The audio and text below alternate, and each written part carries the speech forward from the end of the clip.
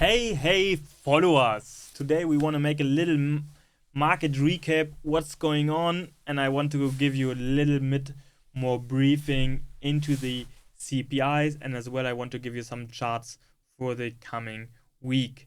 So let's go into it.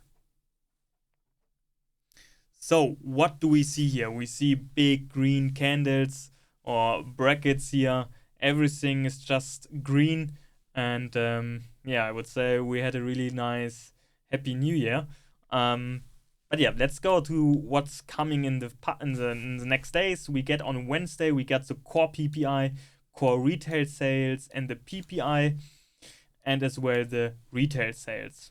And later on this month, on the 26th, we will get the advanced GDP.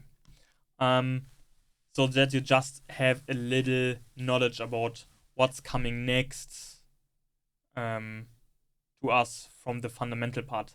Now I want to explain you a little bit about the CPI data, because everyone is pumping up for the CPI data. What we see is we going down with the CPI, right? Every month and months.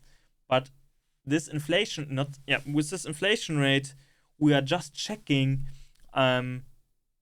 to comparing what we had for 12 months. So we're checking this one, and this one was already up.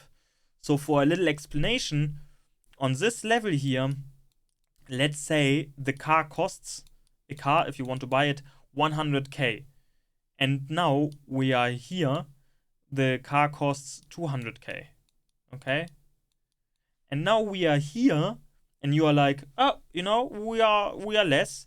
But here still, the car still costs 130k, because 6.5% is, we are above than what we had on January for 1 year.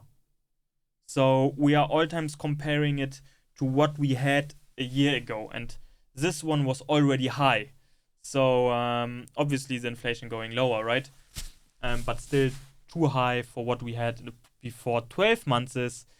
And comparing that to what went down is the energy prices. As you see, the energy prices went really down. And what's still holding up is the shelter, but obviously shelter are all time the latest things which are going to change.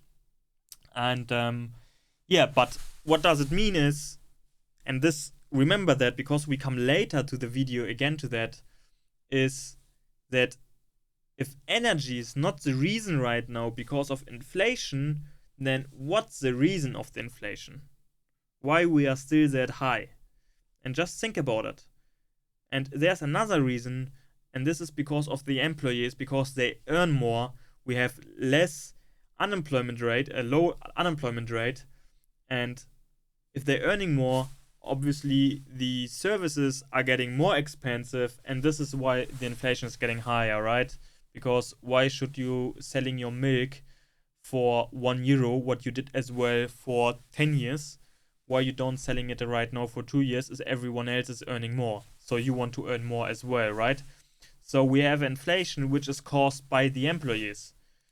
And here we have the core inflation without the items as food and energies, and here you see as well we're going lower as well. And this one is an interesting one, because here we're checking the inflation rate month to month. So are we going lower from the latest months or not? And here we see right now from month to month we have a de-inflation, or people will call it a deflation. I will not call it a deflation, I will call it like a disinflation, not a de-inflation, because we need more months obviously, and as well lower percentages, like minus 0.3, 0.4, but obviously more. And then there's a nice picture which I took out from Twitter, and here we can see what's going to happen. When do we maybe see the pivot?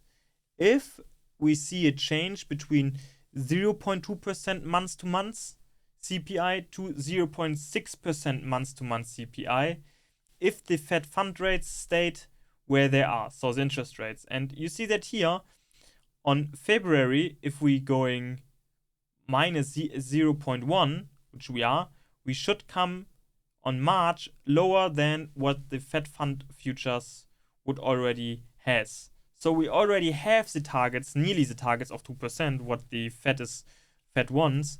But obviously, if we have the inflation rate, which is lower, and the interest rates are still higher, and then we have to ask ourselves, why does this happen? Is this happen because of the interest rates infected the market, and the market did the CPI, the inflation, lower? Or is it because the market was still strong and could handle that by itself, and the Fed just went too fast with the interest rates? If this happens, then we have much more problems later. And so we can see as well 93% thinks that we just see 25 basis points, and 6% thinks that we get a 50% basis point. And this overall about all the CPI. I hope you understand now more. Now I want to give you a little bit, I want to translate that actually in English. I mean, I could have do that before. But yeah, we have here Genesis owes its creditors 3 billion. Is that too much for DCG? We never know. But Barry Silbert had an interesting post where he posted a nice letter to all his shareholders. But I have to say there was nothing special. And yeah, you can just check it out. It's nothing where you think, oh, nice. To this one, because this one is more interesting. If we're checking this one out, the US Treasury Secretary Janet Yellen warns of impending insolvency. So what does it mean? So they have a rate, the limit of 3.4 trillion US dollars, right? And on the January 19, they should be going to that level. So, and what does it mean? They have two possible options, and this already happened multiple times in the past. One option, they just say, you know what? We're going further up with a limit. Or they say, you know what? No, we cannot going further up with that. So we went too far with our limits. Now we have to cut something off on the economy. And of course, we don't know what it is. But it could happen that it affect the employees, the small people, let's say it this way. And this obviously would or could happen that people say, of course, they're cryptos. But just imagine again on fiat, on the currencies, that you can just limit your insolvency. Like, let's say you can borrow 1 million, and then you already borrowed 1 million, and then you can just say, you know what? I just make out of 1 million 5 million, because I can grow up my limit. It's just unbelievable.